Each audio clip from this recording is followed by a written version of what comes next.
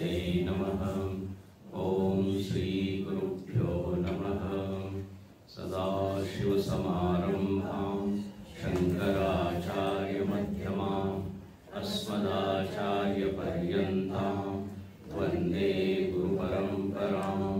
श्रुतिस्मृतिपुराणानाम् आलयं करुणालयं नमामि भगवत्पादं शङ्करं लोकशङ्करं। शङ्करं शङ्कराचार्यं केशवं बादरायणं सूत्रभाष्यकृतौ वन्दे भगवन्तौ पुनः पुनः। समस्तजनकल्याणे निरतं करुणामयं नमामि चिन्मयं देवं सद्गुरुं ब्रह्मविद्वरम्। ॐ भद्रं कर्णेभिः शृणुयाम देवाः भद्रं पश्येमाक्षभिर्यजत्राः स्थिरैरङ्गैः स्तुष्ट्वांसस्तनूभिः व्यशेम देवहितं यदायुः। स्वस्ति न इन्द्रो वृद्धश्रवाः स्वस्ति न पूषा विश्ववेदाः स्वस्ति नस्तार्क्ष्यो अरिष्टनेमिः स्वस्ति नो बृहस्पतिर्ददातु। ओम शांति शांति शांति।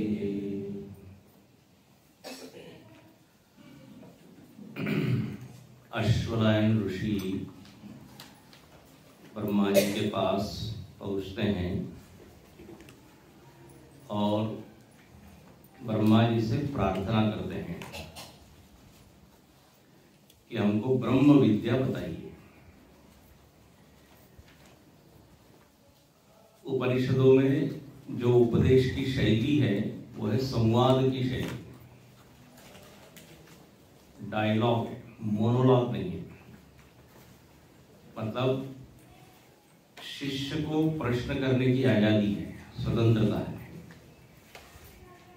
वो प्रश्न पूछ सकता है, पूछता है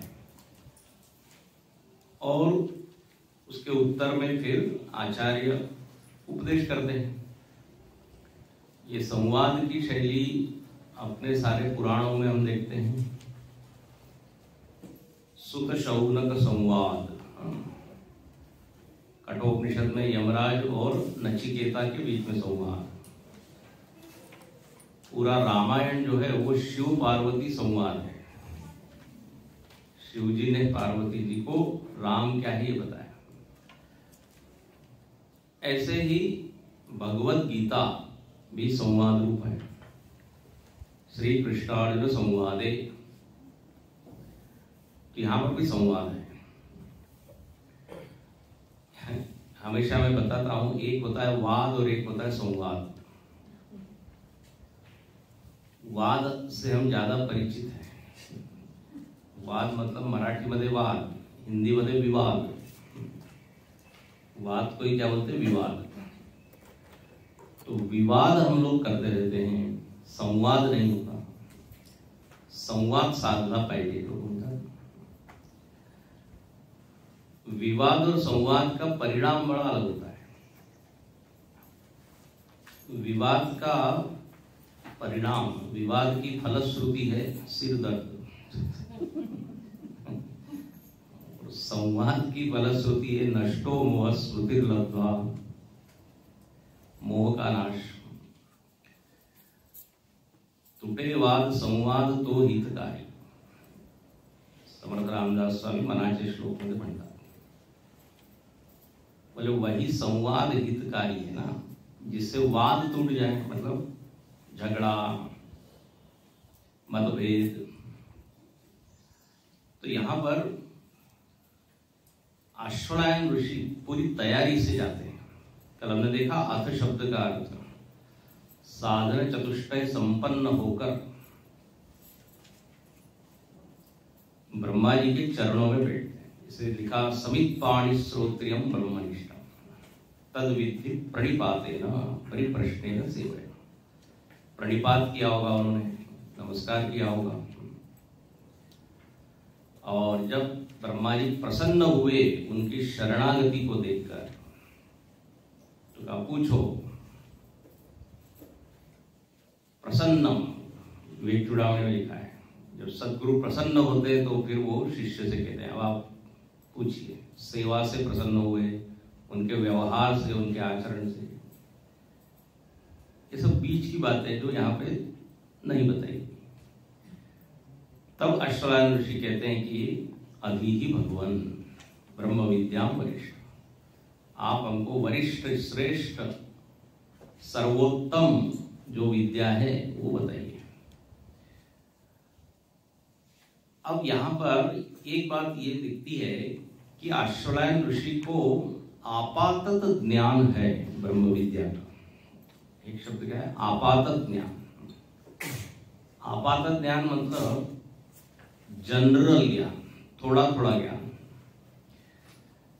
जैसे ऊपर से जब वर्षा होती है तो कहीं कहीं बूंदे गिरती है, कहीं नहीं गिरती। तो ऐसे ही जो साधक होता है वो अलग अलग सत्संगों में जाता है और कुछ कुछ ग्रहण करता है, थोड़ा थोड़ा उसको आइडिया आती है, कल्पना आती है कि अच्छा ब्रह्म मतलब ये, आत्मा मतलब ये।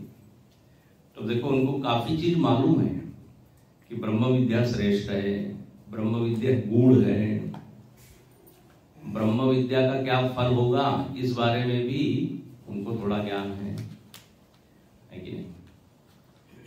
लेकिन स्पेसिफिक ज्ञान नहीं कि क्या है ब्रह्म और उसको कैसे हम पूरी तरह आत्मसात कर लें। तो इसलिए अब वो पूछते हैं, और जब पूछा है तो ब्रह्मा जी ने, जो कि आचार्य है इस ग्रंथ में, इस उपनिषद के, वो उत्तर देते हैं। दूसरा मंत्र, तस्मै सहोवाच पितामहश्च श्रद्धा भक्ति ध्यान योगादवैः।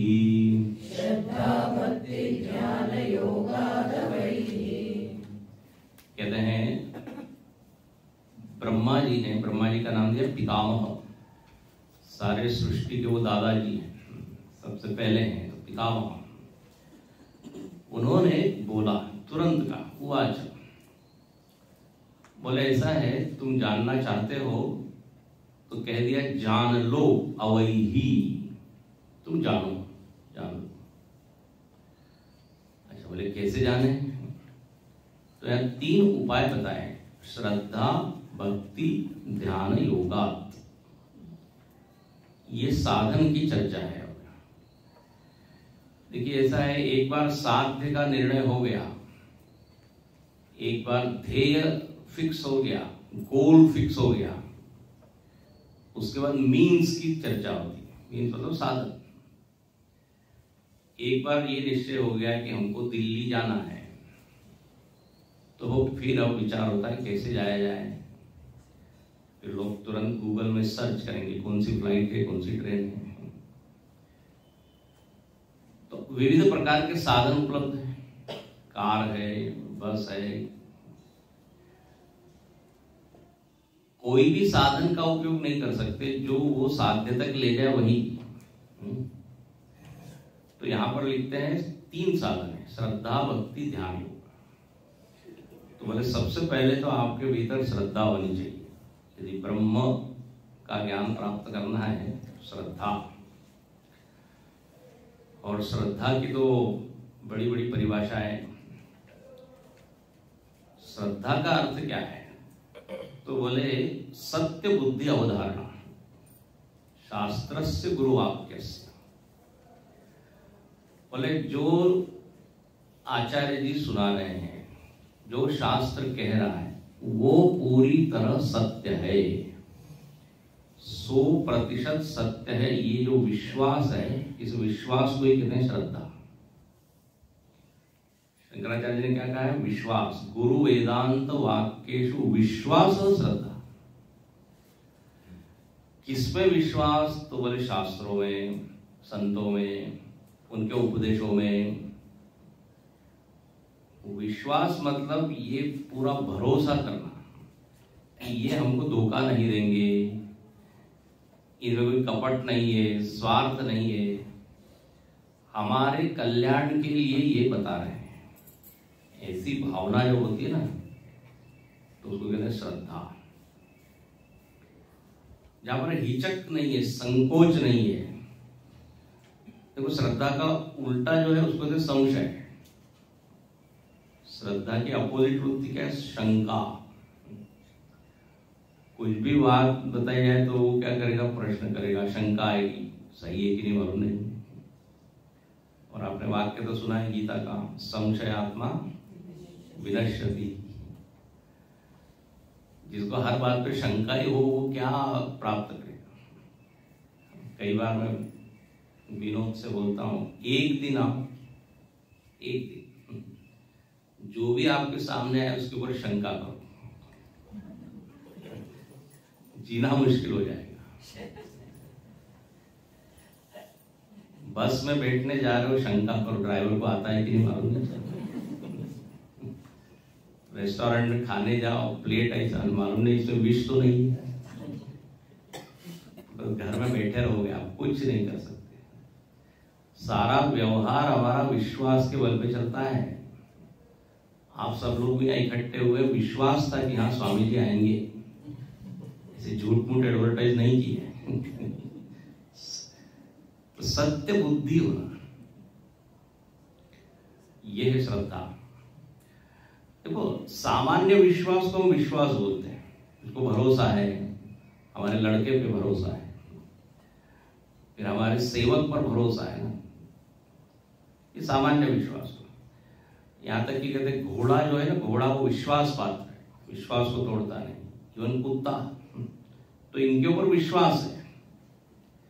लेकिन जब श्रद्धा शब्द बोलते हैं तो ऊंचे विषयों में विश्वास होना, गुरु है, भगवान है, शास्त्र है। श्रद्धा शब्द थोड़ा ऊंची डिग्री का है कि नहीं? कोई ऐसा नहीं बोलता कि कुत्ते पर श्रद्धा है। हाँ, तो श्रद्धा प्राय आध्यात्मिक जगत में इसका उपयोग होता है, और विश्वास का लौकिक जगत में। हालांकि श्रद्धा की मूल आत्मा विश्वास ही है, बट विश्वास on something higher and something which we don't know. श्रद्धा में क्या होता है? आपको मालूम नहीं कि वो है कि नहीं, लेकिन आपने भरोसा किया है कि यदि ये बता रहे हैं तो है कि नहीं?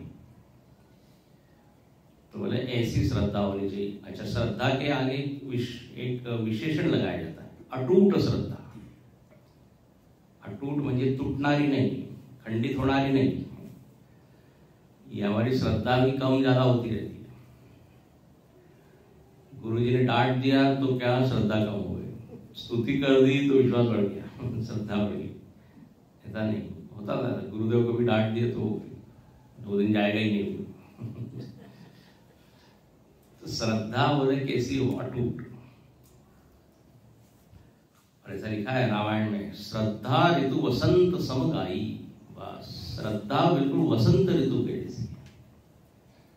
वसंत ऋतु आते ही वातावरण में कितना प्रफुल्लता, प्रसन्नता, सारे पेड़ पौधे खुश हो जाते हैं। ऐसे ही यदि श्रद्धा भीतर आ गई तो वसंत ऋतु है, और श्रद्धा यदि नहीं है तो ग्रीष्म ऋतु, गर्मी गर्मी, जलन जलन, सूखा। इसलिए अपने अंतःकरण को श्रद्धा से आप्लावित कर दे, स्नान करा दे, भीगी हुई हमारा क्या मन हो श्रद्धा से। ये तो यहाँ पर पहला ही साधन क्या बता दिया? श्रद्धा। श्रद्धा का अर्थ होता है श्रद्धते इति श्रद्धा। जो सत्य को पकड़ा दे, सत्य तक ले जाए, उसको कहते हैं श्रद्धा। सत्य तक ले जाए, आपके पास और कुछ गुण न हो तो चलेगा, लेकिन यदि श्रद्धा को पकड़ के रखा है तो श्रद्धा माता आपको ले जाएगी। इसलिए ये विवेक चूड़ामणि में शंकराचार्य जी लिखते हैं कि यया वस्तुपलभ्यते, जब उन्होंने षट संपत्ति का वर्णन किया, शम दम उपरति, उसमें श्रद्धा भी है। तो उन्होंने केवल श्रद्धा के बारे में लिखा कि जिसके द्वारा वस्तु की उपलब्धि होती है। शम दम के लिए नहीं लिखा, तितिक्षा के लिए नहीं लिखा। बोले वस्तु को पकड़ाने वाली जो चीज है, वस्तु तक ले जाने वाली, वो है श्रद्धा। इसलिए क्या करो, पितामह ब्रह्मा कहते हैं श्रद्धा। ठीक है। दूसरा कहते हैं भक्ति। ये श्रद्धा भक्ति दोनों साथ में चलते हैं ना। जहां श्रद्धा होती है फिर वहां भक्ति भी होती है। भगवान की भक्ति करनी है तो पहले श्रद्धा चाहिए कि अस्थि है। अच्छा, भक्ति का अर्थ क्या है? तो बोले भक्ति का अर्थ है प्रेम, समर्पण, पैशन। जब तक प्यार नहीं हो तब तक आप कुछ भी नहीं करते। जिसमें प्यार होता है वो करते हैं। कोई भी काम देखिए, what you love you do. जिसमें प्रेम ही नहीं है उसको तो टालते हैं। ऑफिस में जाना, प्रेम नहीं होता कई बार, क्या ड्यूटी है, ड्यूटी से। लेकिन वही व्यक्ति आश्रम में उसको अच्छा लगता है तो आश्रम में आ जाता है क्योंकि प्रेम है। इसलिए दोनों चीजें, जिससे प्रेम है वो हम करते हैं, और उल्टा है जो आप करो वो प्रेम से करो। What you do you should love that, and what you love you should do it. तो भक्ति मतलब यहाँ पे केवल पूजा पाठ नहीं कहा है। भक्ति का मूल तत्व क्या है? प्रेम। तो भक्ति होनी चाहिए। सूखा मन न हो। मीराबाई ने कहा है, भजन बिना नर फीको। भक्ति के बिना जीवन कैसा है? फीका है।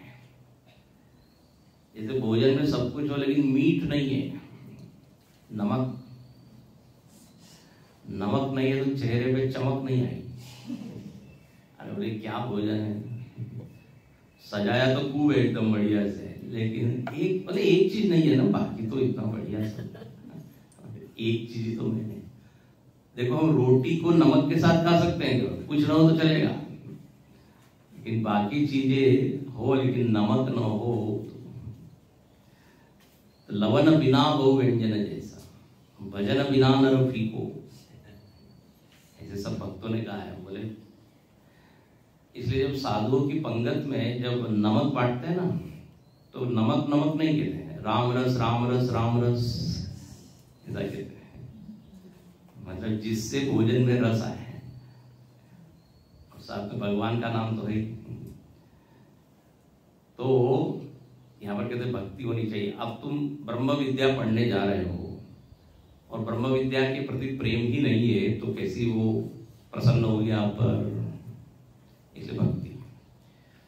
और तीसरा यहाँ साधन बताया ध्यान योग। ध्यान योग के द्वारा करो। थोड़ा सा एकांत में बैठ के अंतर्मुखी होके अपने आप को देखो, क्योंकि वो ब्रह्म कहीं 7वें आसमान पर बैठा नहीं है, हाँ हृदयस्थ है। अभी हम देखेंगे। तो बोले ध्यान योग करो। अब देखो यहाँ पर ये तो ऊपर से शब्द दिख रहे हैं, श्रद्धा भक्ति ध्यान योग, लेकिन और हमने सामान्य अर्थ बताया, लेकिन इसका थोड़ा और गंभीर अर्थ ये है, वेदांत में 3 साधनों का वर्णन है, श्रवण, मनन और निधिध्यासन। इसका आपने श्रवण किया है कि नहीं? ये 3 साधन, आत्मा वारे श्रोतव्य, फिर मंतव्य, फिर निधिध्यासन। तो यहाँ पे बहुत अच्छा अर्थ है कि जब आप श्रवण करो तो श्रद्धा पूर्वक श्रवण करो। यानी क्या ना, श्रद्धा, तो श्रद्धा की आवश्यकता कहाँ पे है? श्रवण काल में। तो श्रद्धा से इंडिकेट किया है श्रवणम। सुनते समय आचार्य और ग्रंथ के ऊपर 100% विश्वास, श्रद्धा भरपूर चाहिए। बिना श्रद्धा के यदि हम सुन रहे हैं तो ये उल्टे घड़े के ऊपर पानी डालना है, ठीक है? आपने सुना है ना, 3 प्रकार के श्रोता होते हैं। एक होते हैं श्रोता जो 100% विश्वास करके सुनते हैं। एक होते हैं सरोता, सरोता म्हणजे अड़किता। अब पंजाबी में देखिए श्रोता को क्या बोलेंगे, सरोता। जैसे स्कूल को क्या बोलेंगे, सकूल पंजाबी में। पुत्र को क्या बोलेंगे, पुत्र। तो श्रोता को क्या, सरोता। सरोता मराठी मध्ये अडकिता, मतलब हिंदी में क्या बोलेंगे, सरोता, जिससे सुपारी काटते काटते। तो कोई कोई लोग प्रवचन सुनते समय सरोते का काम करते, काटते रहते हैं। ये ठीक नहीं बोल रहे, ये गलत है, ये ठीक नहीं। तो ऐसा यदि होगा तो कोई ज्ञान होगा क्या? जो अभिमानी व्यक्ति होगा वो ये काम करेगा। अभिमानी व्यक्ति अच्छा श्रोता नहीं होता। रावण अच्छा श्रोता नहीं था, इतने लोगों ने समझाया लेकिन उसको बिल्कुल समझ में आई नहीं बात। अभिमान इतना भरा हुआ था। इसलिए कहते हैं संत मिलन को जाइए तजी ममता अभिमान। जैसे आपने बाहर चप्पल निकाली है, ऐसे अभिमान को बाहर छोड़ दिया। डोरमेट के ऊपर भी लिखा था ना, ego, ego is not, ego and shoes outside. ऐसा अभिमान को बाहर। तो श्रवण में अपना मन वक्ता के मन से एक रूप हो जाना चाहिए। उस समय कुछ सोचना नहीं। इसलिए स्वामी पुरुषोत्तम जी कहते थे, मनाचं कान करू नाही का ना, मनाचं कान की कानाचं मन, मनाचं कान, मतलब मन को कान में बिठा दो, मन से सुनो, कान से नहीं। ये हम कहते हैं मन लगा के पढ़ो, चश्मा लगा के नहीं तो ठीक है ही, लेकिन मेन मन होना चाहिए। तो श्रद्धा में यहाँ लिख दिया श्रवण। अच्छा, उसके बाद मनन। श्रद्धा क्या कहते हैं, श्रवण आसान है, मनन कठिन है। इसलिए कहते हैं मनन तभी होगा जब आपको विषय से प्रेम होगा। इसलिए भक्ति का अर्थ यहाँ क्या है, प्रेम, प्रेम से मनन, प्रेम से मनन करो। श्रवण में तो क्या है, आलम्बन है, आप है ना, वक्ता है हमारे सामने, आचार्य है, संत है, हमको कुछ नहीं करना है श्रवण में, आके बैठना है। तो जागते रहो, जागते हुए बैठना है बस, बाकी काम वक्ता करेगा। और मन उसको सौंप दो तो ऑटोमेटिकली हम लोगों को ले जाता है। लेकिन मनन में हम अकेले हो जाते हैं। जब तक विषय से प्रेम न होगा मनन नहीं होगा। देखिए, हम सब लोगों का अनुभव है, जिस फील्ड में अपना इंटरेस्ट होता है उसका चिंतन अपने आप होता है कि नहीं, कोई करना पड़ता है क्या? जिन लोगों का इंटरेस्ट शेयर मार्केट में है, तो अब आप देखिए बिना कहे उनको तो शुरू हो जाते हैं चिंतन, इसका ये भाव है, ये बढ़ेगा, ये घटेगा। उसी को कहा जाए जरा सत्संग में सुन लो तो 5 मिनट बैठना उसके लिए कठिन हो जाएगा। कोई यदि संगीत में रुचि लेता है तो घंटों संगीत सुन लेता है। तो मेन चीज क्या है, प्रेम किस फील्ड में। तो यहां पर लिखते हैं मनन करना हो तो प्रेम चाहिए, भक्ति का अर्थ मनन। और तीसरी बात है निधिध्यासन। तो यहां तो स्पष्ट लिखा है ध्यान योगा, तो ध्यान योग करो, निधिध्यासन करो। इसका वर्णन तो खूब आने वाला है आगे। तो ऐसा श्रवण, मनन, निधिध्यासन, ये 3 पिलर है मानो की। इसके ऊपर वेदांत की साधना खड़ी टिकी हुई है। तो कहते हैं श्रद्धा पूर्वक श्रवण, प्रेम पूर्वक मनन और प्रयत्न पूर्वक ध्यान। इस वाक्य को आप पकड़ के रखिए। श्रद्धा पूर्वक श्रवण, प्रेम पूर्वक मनन और प्रयत्न पूर्वक ध्यान। ध्यान में प्रयत्न होना चाहिए। एकदम हम बैठते नहीं है, काफी जोर लगाना पड़ता है फिर बैठते।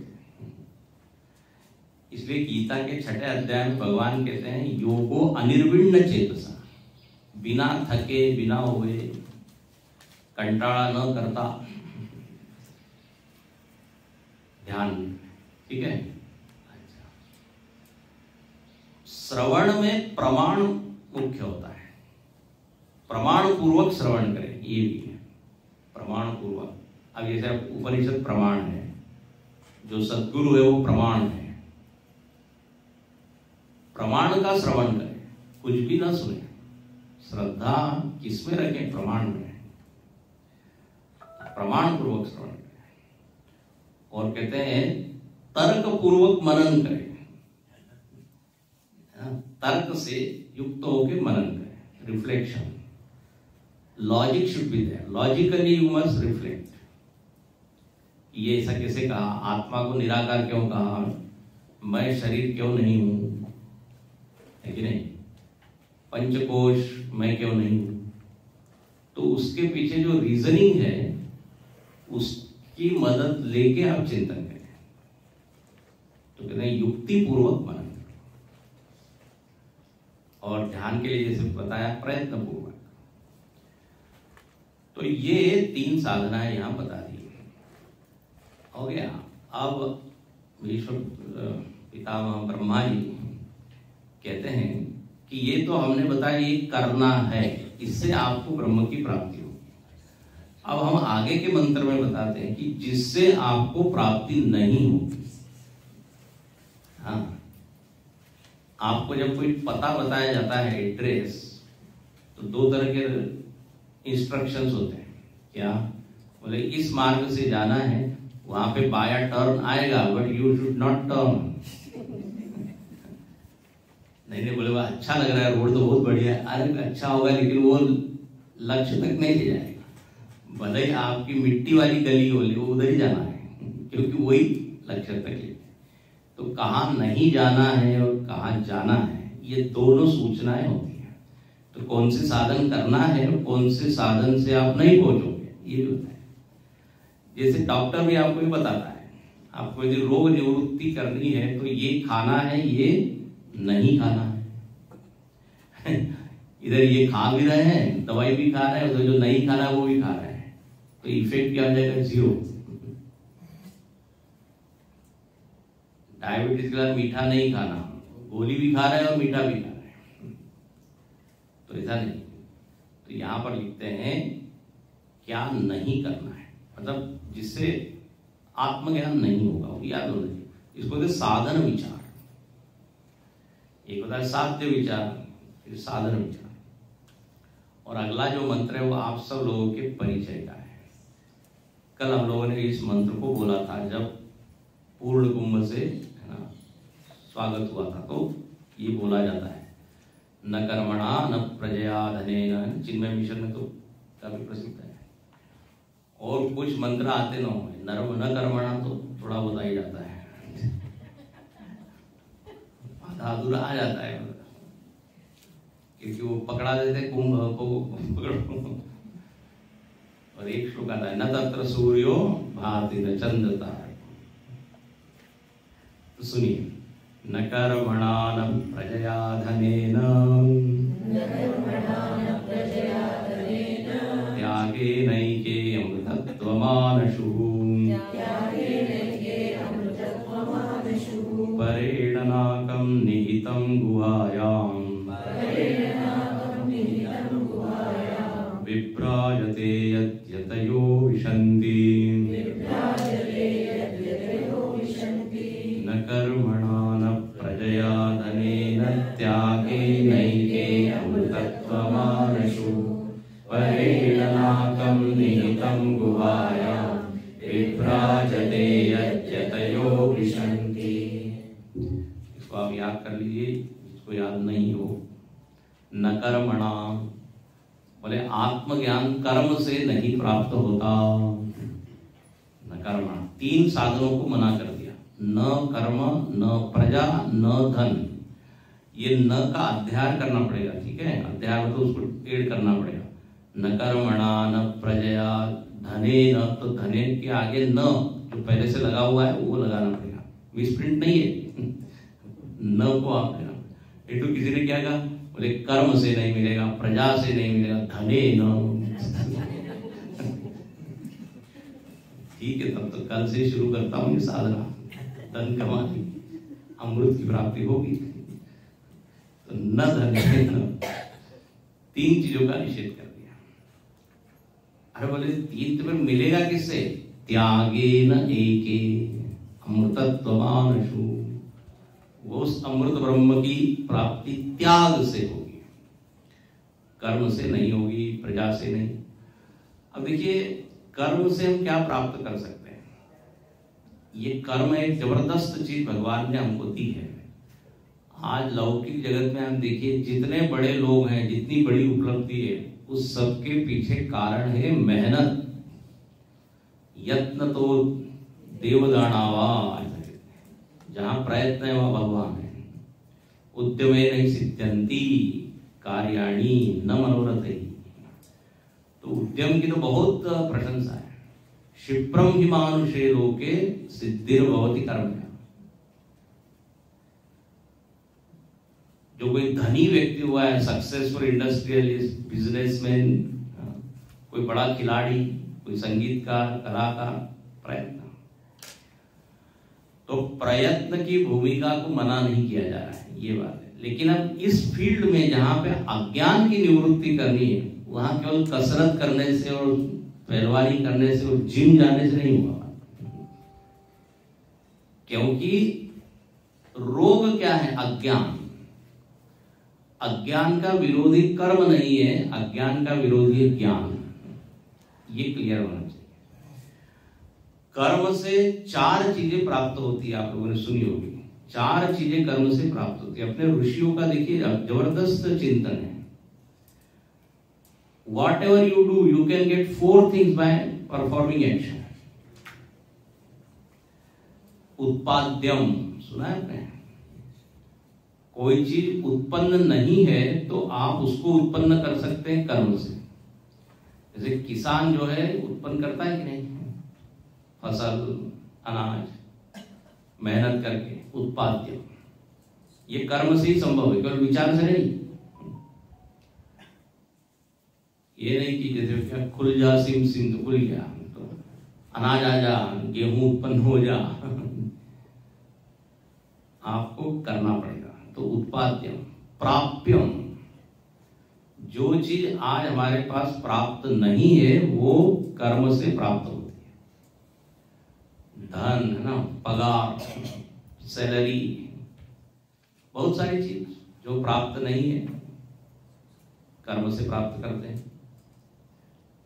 बोले पहले गाड़ी नहीं थी, बंगला नहीं था, मेहनत की, आ गया सब। तो पहला उत्पाद्यम, मैन्युफैक्चर। आप प्रोडक्शन जितना भी होता है, कितने सारे वर्कर फैक्ट्री में, इंडस्ट्री में काम करते हैं, देन दे प्रोड्यूस समथिंग। तो उत्पाद्यम, प्राप्य। तीसरा है संस्कार्य। कोई चीज बनी हुई है उसको अब अच्छी बना सकते हैं, किससे? कर्म से। घर आपने बना लिया, बोले अब इंटीरियर डेकोरेटर को बुलाना पड़ेगा। तो संस्कार मतलब उसको क्या करेगा? वो संस्कारित करेगा, वो कलर देगा, सब वो बताएगा टेबल यहाँ रखना है, कुर्सी यहाँ रखना है, टीवी यहाँ रखना है। वो स्वामी जी अच्छा सुना, एक व्यक्ति जो है लाल पानी पी रहा है, लाल या कलर्ड पानी। बोले क्यों? बोले मैं इंटीरियर डेकोरेटर पेट का डेकोरेशन। तो हम चीजों को संस्कारित करते हैं। अच्छा, बाहर की चीजों को करते हैं, अपने मन को संस्कारित करते हैं। षोडश संस्कार है कि नहीं? उपनयन संस्कार है ना, यज्ञोपवीत, क्या चूड़ाकरण, कर्णवेद, ये सब संस्कार है। तो उसको कुछ कुछ करना पड़ता है। अन्नप्राशन, निष्क्रमण, बच्चे को पहली बार बाहर निकलना। अब आजकल लोगों को संस्कार मालूम नहीं है। 2 संस्कार मालूम है, विवाह संस्कार और अंतिम संस्कार। लेकिन है कुल मिला के 16। तो संस्कार्य, वस्तु व्यक्ति का संस्कार कर्म से होता है। और एक विकार्यम, ये भी कर्म से ही होता है। विकार्य मतलब चेंज, विकार मतलब उसको नष्ट करना भी होता है। घट है, घट को आपको फोड़ना है तो कुछ करना पड़ेगा, अपने आप नहीं टूटेगा। बिल्डिंग है, बिल्डिंग को डिमोलिश करना है, बड़े बड़े बुलडोजर आके उसको फिर बुलडोज करेंगे। देखिए कितना जबरदस्त ये चिंतन है। आप पांचवी चीज कर्म से कर नहीं सकते, चार ही कर सकते हैं। किसी चीज को सुधार सकते हैं, किसी को बिगाड़ सकते हैं, जो प्राप्त नहीं है प्राप्त कर सकते हैं, जो उत्पन्न नहीं है उसको उत्पन्न कर सकते हैं। आप इसके ऊपर चिंतन कीजिए। हमारे ऋषियों ने क्लासिफिकेशन बहुत बढ़िया किया, हर चीज का वर्गीकरण। ये देखो वैज्ञानिक पद्धति, साइंटिफिक मेथड है, ऑब्जर्वेशन एंड क्लासिफिकेशन, निरीक्षण करना और फिर विभाजन करना, ये मेथड है। तो बोले कर्म से। अच्छा, अब आत्मा की जहां तक बात है, आत्मा को न तो प्राप्त करना है, ध्यान से सुनिए, तो कर्म वहां पे बेकार हो जाएगा। ये थोड़ी कुछ बहुत कुछ दौड़ेंगे भागेंगे तो आत्मा मिल जाएगी, इट ऑलरेडी देयर। अच्छा, आत्मा को उत्पन्न भी नहीं करना है, उत्पाद्य नहीं है, तो यू आर दैट, तो कर्म क्या करेगा वो? अच्छा, आत्मा को न तो सुधारना है, पहले से ही वो तो नित्य शुद्ध है, संस्कारी है, और उसको मारना भी नहीं है, वो मर सकती नहीं आत्मा, नैनम चिंतन शस्त्राणि। और आत्मा को मार देंगे तो फिर ज्ञान किसका होगा? तो ये चारों चीजें आत्मा के संबंध में बिल्कुल बेकार है लौकिक जगत में, इसलिए न कर्मणा। देखो धन कमाना है तो चाहिए, हाँ कर्म, वहां मना नहीं किया। कौन सी चीज से क्या संभव है ये मालूम होना चाहिए। कई बार हमने उदाहरण दिया है, जैसे आपको नदी पार करनी है तो नदी तक तो आप कार से जा सकते हो, लेकिन नदी को पार करना है तो क्या बोलेंगे, यहाँ पर क्या बोलेंगे, न कारेण, तृतीया व्यक्ति कारण, न कारेण न ट्रेनेन, केवल नौकया है वो, लिखा है त्यागी नहीं। तो वहां पे अब इसका मतलब बस की निंदा नहीं है, कार की निंदा नहीं है, पर उसकी सीमा बताइए, लिमिट बताइए कि it can take you up to this point, beyond that it can not. तो वही यहां पर बात। नहीं तो कोई बोलेगा ये क्या बताइए, न कर्म, कर्म की तो क्या निंदा कर रहे हैं, कर्म से नहीं मिलेगा। अरे भाई ये सत्य है, ये कोई निंदा नहीं है। अब यदि कोई कहे आंख से जो है ना तुम प्रवचन नहीं सुन सकते, आंख से प्रवचन सुन नहीं सकते, तो ये आंख की निंदा हुई क्या? नहीं, आंख की लिमिटेशन बताए कि वो केवल रूप देता। प्रवचन सुनना है तो कान खुले होने चाहिए। कई लोगों की आंख खुली होती, कान बंद होते हैं। तो जिसका जो साधन है वही उसका उपयोग करना चाहिए, ठीक है। तो न कर्मणा न प्रजया, पुत्र, प्रजा का अर्थ है पुत्र। बोले पुत्र हमको ज्ञान करा देगा, पुत्र आपको तीर्थ यात्रा में ले जाएगा, चलो पिताजी 4 धाम, या कहीं कहीं पे ऐसा होता है कि भाई पिताजी नहीं आ सकते तो ठीक है लड़के को भेज दो, होता है कि नहीं, कोर्ट में चल तुम प्रेजेंट हो जाओ on behalf of your father, you should come. लेकिन हर जगह तो नहीं होता पुत्र, अब वीजा चाहिए वो चाहिए तो वहां पे खुद को जहां पे प्रेजेंट होता है तो न प्रजया। तो यहां पर भी पुत्र कितना भी अच्छा हो, बोले मुझको आत्मज्ञान हो जाएगा उससे, नो न प्रजया। जिसे कहते हैं ना दवा, यदि कोई रोगी है तो लड़के को दवाई पिलाने से पिताजी ठीक हो जाएंगे क्या? विवेक चूड़ामणि में शंकराचार्य ने उदाहरण दिया है, जो रोगी है उसी को दवाई लेनी पड़ेगी। तो यहाँ पे दूसरा कोई मदद नहीं कर सकता, थोड़ी बहुत कर सकता है, बट वो क्या कहते हैं, घोड़े को पानी तक ले जाया जा सकता है, पानी तो उसको खुद को ही पीना। तो न प्रजया न धने न, पैसे से भी अज्ञान की निवृत्ति नहीं होती, पैसे से दरिद्रता की निवृत्ति हो जाती है। गरीबी की निवृत्ति हो जाएगी, पैसे से समृद्धि आ जाएगी। कई बार इसके ऊपर भी चिंतन किया है हम लोगों ने सत्संगों में कि धन से वही चीज प्राप्त होती है जो बाजार में उपलब्ध है कि नहीं? जो चीज बाजार में उपलब्ध है वो तो खरीद सकते हैं हम, लेकिन ब्रह्म क्या बाजार में उपलब्ध है क्या? भगवान, वो डोंगरे जी महाराज बड़ा अच्छा कहते थे, बोले भगवान यदि पैसे से खरीदे जा सकते थे तो सारे धनी लोग भगवान को खरीद लेते, बेचारे गरीब लोगों को मिलता ही नहीं भगवान। ठीक है ना? तो न धनेगा। अब धन से क्या क्या चीज मिलती है उसकी भी एक सूची है, और क्या क्या चीज नहीं मिलती। कॉर्पोरेट वगैरह में जब टॉक्स होते हैं तो उसमें खूब पैसा होता है। पैसे से आप हेल्थ खरीद नहीं सकते, हेल्थ क्लब ज्वाइन कर सकते हैं। पैसे से आप नींद नहीं खरीद सकते, नींद की गोली खरीद सकते हो। पैसे से आप कॉलेज में एडमिशन ले सकते हो, लेकिन ज्ञान नहीं खरीद सकते। बहुत सारी चीजें विचार कीजिए। क्या कहते हैं, सोने का पलंग खरीद सकते हो किससे? हाँ, पैसे, लेकिन नींद को तरफ से नहीं। तो न धने न, भ्रांति है, अज्ञान है, इसकी निवृत्ति। जैसे अंधेरा हो किसी कमरे में, अब आप कोई झाड़ू लगा रहा है, कुछ और कुछ धक्का दे रहा है अंधेरे को, निकल जा निकल जा। एक ही ना, क्या है? प्रकाश है, उसी से अंधकार की निवृत्ति। तद्वत् बोधोन्य साधनेभ्यो साक्षात मोक्षैक साधनम पाकस्य वन्यवत् ज्ञानम बिना मोक्षो न सिद्ध्यति। आत्मबोध में ये श्लोक है, बड़ा अच्छा श्लोक है। बोले भोजन बनाना है, हाँ भोजन, तो भोजन बनाने के लिए कौन कौन से साधन चाहिए? बोले सबसे पहले तो अनाज चाहिए, गेहूं दाल चावल, ठीक है। गैस चाहिए, गैस को जलाने के लिए क्या? लाइटर, क्या माचिस चाहिए।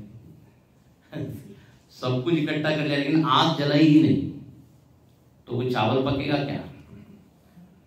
अग्नि के बिना चावल नहीं पकेगा। सारी चीज आपने इकट्ठी कर ली, मसाला इत्यादि सब कुछ है, नमक इत्यादि। पाकस्य वन्यवत् ज्ञानम बिना मोक्षो न सिद्ध्यति। बिना ज्ञान के मोक्ष नहीं मिलेगा। कुरुते गंगा सागर गमनम व्रत परिपालनम अथवा दानम ज्ञान विहीनम सर्वमतेन भजति न मुक्तिम जन्म। कुरुते गंगा सागर, गंगा सागर की यात्रा की, और गंगा सागर का क्या करते हैं? गंगा से लेके सागर तक, मतलब काशी से लेके रामेश्वर तक, इस अपेक्षा से कि हमको ज्ञान हो जाएगा। बोले नहीं, जो 100 जन्मों तक करोगे तो भी नहीं होगा। तो ज्ञाने न, तो यहां पर कहते हैं न धने न। अच्छा, यहां लिखते हैं त्यागे न एक, बोले त्याग से मिलेगा। त्याग से, बोले किसके त्याग से? अब ये त्याग भी एक ऐसी चीज है, हमारे भीतर भगवान ने सामर्थ्य दी है कि हम छोड़ सकते हैं। ऐसा नहीं कि पकड़ ही सकते हैं।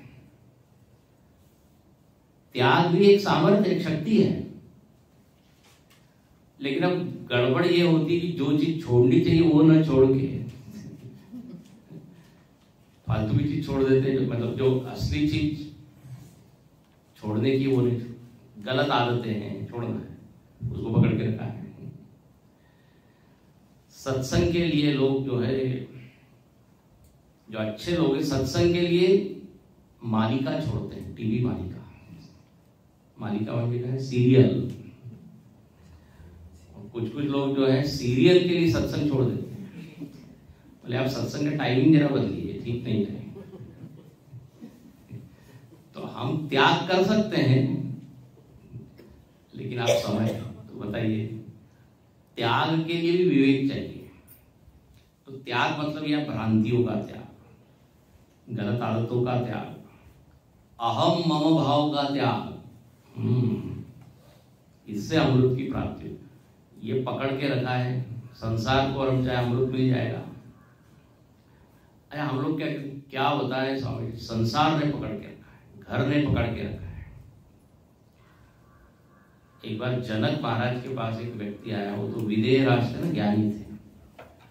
वो कहने लगा कि देखिए आप तो ज्ञानी है, बोले हमको तो संसार ने पकड़ रखा है, हम ज्ञान प्राप्त नहीं कर पाते। तो जनक महाराज ऐसे उठने को हुए सिंहासन से, बोले मैं उत्तर देता हूं उठ के, लेकिन बोले उठ नहीं पा रहा हूं, ये सिंहासन ने इतना पकड़ के रखा है मेरे को। तो सामने वाला क्या मजाक कर रहे, सिंहासन ने आपको क्या पकड़ा है? तो उन्होंने कहा जैसे तुमको संसार ने पकड़ा है। एक्चुअली संसार ने तुमको पकड़ा नहीं, तुमने संसार है। तो सिंहासन को मैंने पकड़ा इसलिए मैं उठ नहीं पा रहा, उत्तर दिया उन्होंने। तो हम कहते हैं इसके कारण उसके कारण, लेकिन सारी कहते हैं प्रज्ञा अपराध है, ये अपनी बुद्धि का और मन का अपराध है। उससे हम छोड़ दें। देखिए ऊंची चीज के लिए नीची चीज को छोड़ना, ये यहां पर बताया त्याग। और हम लोगों ने त्याग खूब किया हुआ है। आपने कार को छोड़ा है कि नहीं? प्लास्टिक वाली कार, बचपन की, बड़ी वाली नहीं छोड़ा है।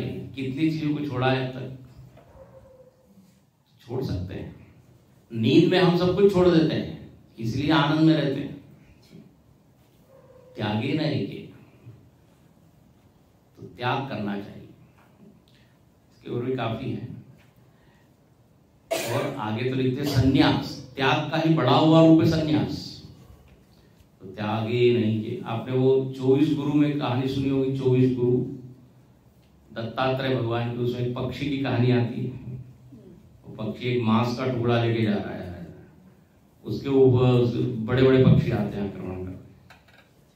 उसको समझ में नहीं आ रहा है क्यों हो रहा है, क्यों हो रहा है, क्यों पीछे भाग रहे हैं। उसको एकदम उसकी ज्ञान चक्षु खुली उस पक्षी की। उसने वो जो मांस का टुकड़ा था वो त्याग कर दिया, क्योंकि उसको एकदम ये मंत्र याद आया, त्यागे नहीं के अमृतत्व। तो जैसे ही वो मांस का टुकड़ा छोड़ा, वो सारे पक्षी उसके पीछे भागे। उसको क्या मिल गई? शांति। तो त्याग से हुआ कि तो त्याग तो करते आना चाहिए और आता है, लेकिन विवेक ये करना है। ये नहीं त्याग मतलब बोले ठीक है कल से सत्संग में नहीं आते, क्योंकि त्याग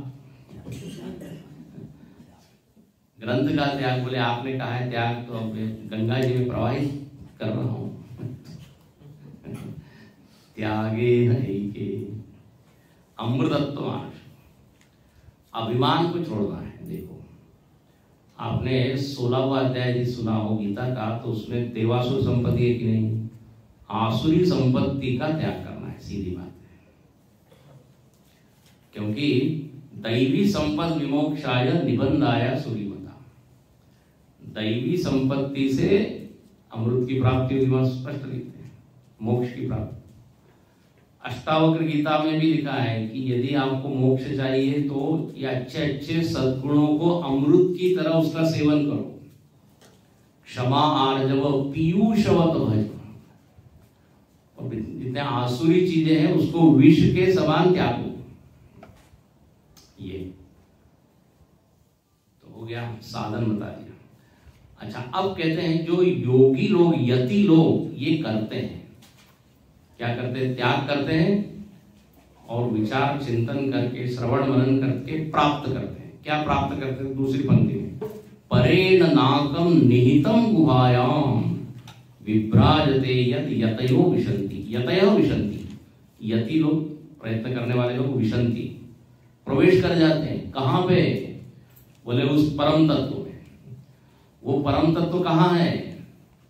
तो यहां उसका एड्रेस दिया है, याद रखिए, पता।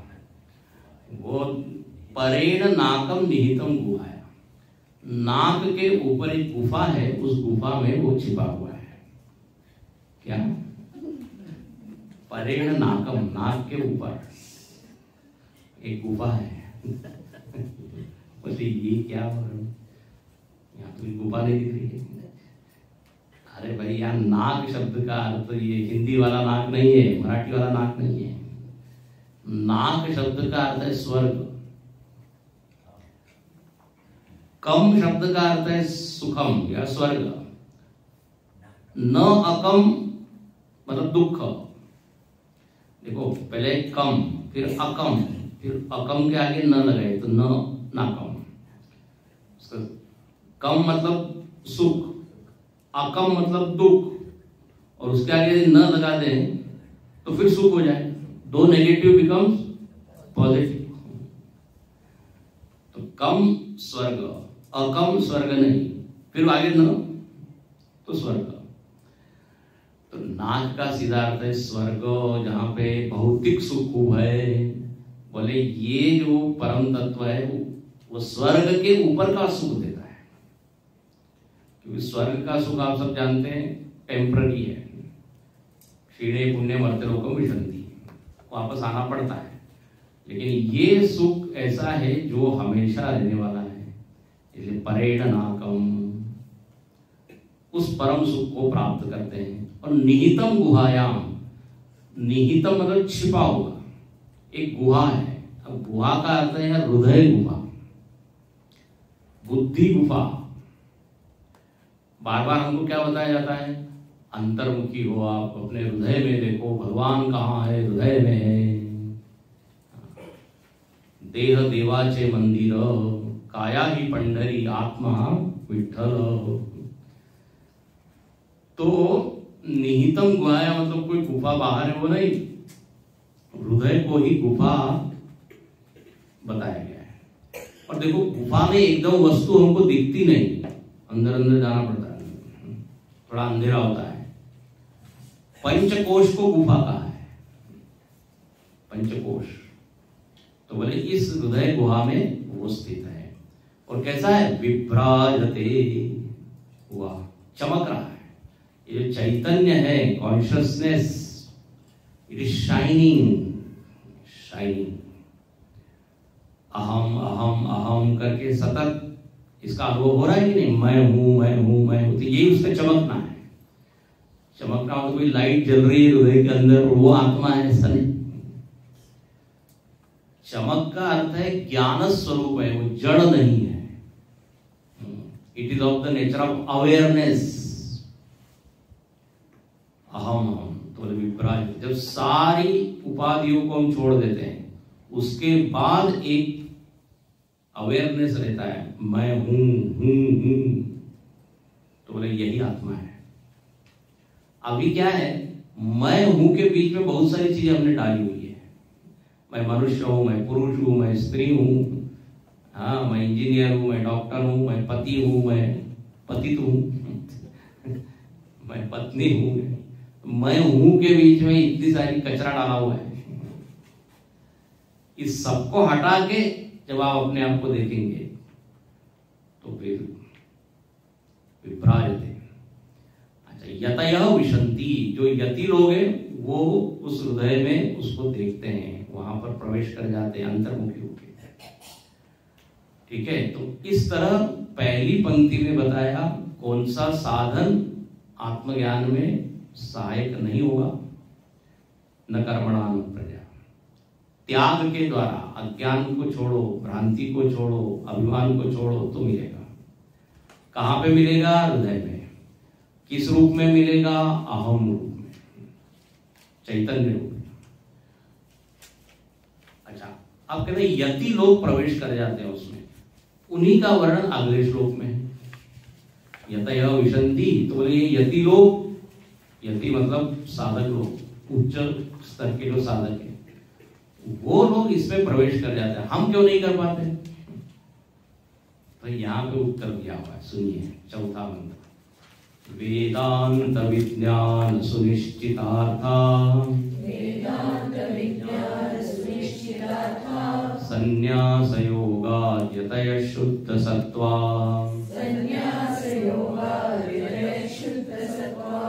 ते ब्रह्मलोकेषु परान्तकाले, परामृतात् परिमुच्यन्ति सर्वे, वेदांत विज्ञान सुनिश्चितार्था, संन्यासयोगात् यतयः शुद्धसत्त्वा ते ब्रह्मलोकेषु परान्तकाले परामृतात् परिमुच्यन्ति सर्वे। शब्दार्थ देख के पूर्ण करेंगे। कहते हैं ये जो यति लोग हैं उनका ही पूरा वर्णन है यहाँ। ये लोग प्रवेश क्यों कर जाते हैं उस परम ब्रह्म में? क्योंकि सुनिश्चितार्थ, बहुत बढ़िया बोले, वेदांत विज्ञान, वेदांत जिस तत्व को बता रहा है उस तत्व का इनको विज्ञान हो गया है। विज्ञान मतलब अनुभव हुआ है। वेदांत विज्ञान का दूसरा अर्थ है वेदांत शास्त्र। वेदांत ने जो जो बताया है उसके बारे में इनको शंका नहीं है, बिल्कुल पक्का ज्ञान हो गया है, सुनिश्चिता। ब्रह्म के जो भी लक्षण बताए हैं वो उन्होंने अपने हृदय में देखे हैं। इसको क्या बोलते हैं? अपरोक्ष ज्ञान, है ना? आपने सुना होगा, एक होता है परोक्ष ज्ञान, अपरोक्ष ज्ञान। केवल बौद्धिक ज्ञान बचा नहीं है, केवल शास्त्रीय नहीं है। शास्त्र में जो बताया अपना अनुभव, इसमें कोई डिस्टेंस नहीं रहा। नहीं तो होता क्या है, शास्त्र कुछ बोलता है और हमारा अनुभव बहुत दूर लगते हैं। बोलते हैं शास्त्र की बातें बहुत दूर है, मुझको नहीं लगता है मेरे बारे में बता रहे, लोग ऐसा बोलते हैं। लेकिन यहां पर क्या है, जिन्होंने शास्त्र को जी लिया है, शास्त्री कुर्वन्ति शास्त्राणि, शास्त्र को पचा लिया है, तो सुनिश्चित आता। संन्यास योग, तुम आगे बसा, संन्यास योग, त्याग करना पड़ेगा कुर्सी का, प्रवचन से। संन्यास योगा यतय शुद्ध सत्वा। देखो ये ज्ञानी लोग कैसे हैं, तो इन्होंने संन्यास योग किया है। पहले शब्द आया था त्यागे न, उसी को उन्होंने जीवन में उतारा, केवल सुना नहीं, वास्तव में जिया, तो सन्यासी बन गए। और सन्यासी बन गए मतलब घर छोड़ दिया ये नहीं, या लाल कपड़ा पहन लिया उसको सन्यासी नहीं कहते। मन से छोड़ा है कि नहीं, वो कहते हैं नारी मुई ग्रह संपत्ति नासी, मूंड मुड़ाए भय सन्यासी। बोले पत्नी नहीं रही, संपत्ति नष्ट हो गई, तो बोले अब बस जाते हैं ऋषिकेश, सन्यासी बन जाते हैं। दो काम करना है, केवल मुंडन करना है और गेरुआ कलर लाना है, जो कपड़े डुबा के पहन लेना है। सन्यासी बनना बड़ा आसान है, मूंड मुड़ाए भय सन्यासी। ये नहीं है, वो कबीरदास जी ने बड़ा अच्छा लिखा कि मूंड मुड़ाए हरि मिले, सबको ही ले मुड़ाए, बार बार के मूंडते भेड़ न वैकुंठ जाए। केवल मुंडन से ही यदि सन्यासी या मोक्ष मिल जाता, तो भेड़ का तो हर सीजन में मुंडन होता है कि नहीं?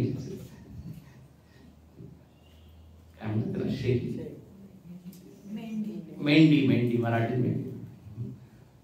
तो संन्यास मतलब मन से छोड़ना है। और शुद्ध सत्वा, अभी एक एक शब्द है, ऐसे एक एक घंटा इसमें चिंतन होगा। शुद्ध सत्वा का मतलब है शुद्ध अंतःकरण। सत्व को यहाँ बोला है अंतःकरण, इसका अंतःकरण चमाचम चमक गया है, स्वच्छ हो गया है, शुद्ध सत्वा। ऐसे ज्ञानी लोग ते ब्रह्मलोकेषु, वो ब्रह्मलोक में जाते हैं।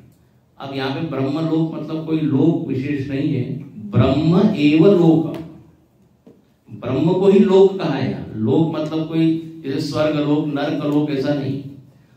आत्मज्ञान के बाद किसी भी लोक लोकांतर में गमन होता नहीं, वो यहीं पे मुक्त हो जाता है।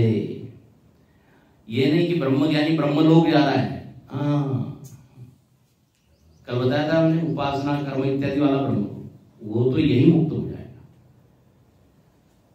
सर्गे भी नोपजायन्ते प्रलयेन व्यथन्ति च, उसका जन्म नहीं होता।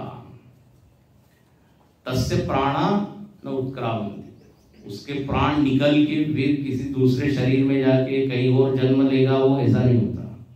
यहीं पर, यही वो सर्व प्रविलियन। तो यहाँ पे जब ब्रह्मलोक शब्द लिखा है, तो ब्रह्मलोक का अर्थ ब्रह्म, ब्रह्म की प्राप्ति उसको हो जाती है। और क्या लिखा है? परांत काले। एक होता है अंतकाल और एक होता है परांत काल। हम सब लोगों का अंतकाल होता है। अज्ञान रहते हुए जो मरण है उसको कहते हैं अंतकाल। ठीक है, और ये अंतकाल हमारा कई बार हो चुका है और कई बार होते रहेगा यदि ज्ञान न मिले। लेकिन परांत काल मतलब दिस द फाइनल वन। इसके बाद अब उसका एक बार देह छूट जाएगा, उसको तो विदेह मुक्ति। देह छूटने के बाद फिर नया देह नहीं देगा, परांत काल। कबीरदास जी इसलिए कहते हैं कि मरता मरता जग मुआ मरो न जाना कोई। मरते सब हैं लेकिन मरना भी नहीं जानते, जीना तो नहीं जानते, मरना भी नहीं जानते। बोले ऐसा मरो कि बाद में मरना ना पड़े। क्या सुंदर है। ऐसा मरो कि फिर बाद में मरना ना पड़े, मतलब बाद में फिर जन्म हो, फिर मरण, पुनरपि जननम पुनरपि मरणम। तो उससे मुक्त हो जाओ तो बोले वो ज्ञान से होगा। तो परांत काले, ये ज्ञानी लोग, सन्यासी लोग परांत काल को प्राप्त करें। और परामृता परिमुच्यंति सर्वे, परिमुच्यंति, परितः मुच्यंति, सब और से वो छूट जाते हैं उस अमृत तत्व को प्राप्त करके। तो बिल्कुल मैंने संक्षेप में अर्थ बताया। उन्होंने 2-3 चीजें की है। तो सन्यास किया है, छोड़ा है। दूसरा मन को शुद्ध किया है, शुद्ध सत्व। और जो वेदांत उन्होंने श्रवण किया उसको पचाया है। ये 3 चीजें हैं यहाँ पे। सुनिश्चितार्था, संन्यास योगा, शुद्ध सत्व। यदि ये 3 शर्तें पूरी हो जाए तो फिर हम भी हो गया। अब यहां तक ब्रह्मा जी ने उपदेश दिया। अब बहुत अच्छा विषय है, तो अभी भी अच्छा ही था। मानो कि आश्वलायन ऋषि ने कहा कि आपने बोला था श्रद्धा भक्ति ध्यान योगा दवई, 3 साधन से इसकी प्राप्ति होती है। तो बोले ध्यान योग क्या है, जरा हमको विस्तार से बताइए। इसलिए वो आगे के मंत्रों में ब्रह्मा जी ने ध्यान का वर्णन किया। ध्यान योग, मेडिटेशन, इसलिए बहुत महत्वपूर्ण है। गीता का जो 6वां अध्याय उसी का समझ लीजिए सार है। गीता के ध्यान में जो बताया, कई शब्द तो जो गीता के वो यहाँ के गीता से उपनिषद में नहीं आया है, उपनिषद से कहा गया है गीता में। सर्वोपनिषदों गाओ। एक बार मजेदार बात हुई। एक व्यक्ति प्रवचन कर रहा था गुरुदेव के जैसा। उसने पहले उस व्यक्ति को ही सुना, बहुत बढ़िया प्रवचन कर, उसके बाद गुरुदेव को सुना। बोले अरे ये गुरुदेव तो बिल्कुल उसके जैसा प्रवचन करते हैं।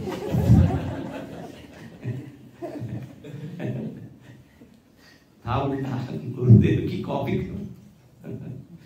तो ऐसे ही यहाँ पे कि कृष्ण भगवान तो चोर है ना, वो चुरा लेता, सारे उपनिषदों से चुरा दिया, गीता में रख दिया। नहीं तो अब कोई यदि इसको पहले पढ़े, सॉरी गीता को पहले पढ़े और फिर इसको पढ़े, अरे बोले तुम गीता का है होता है।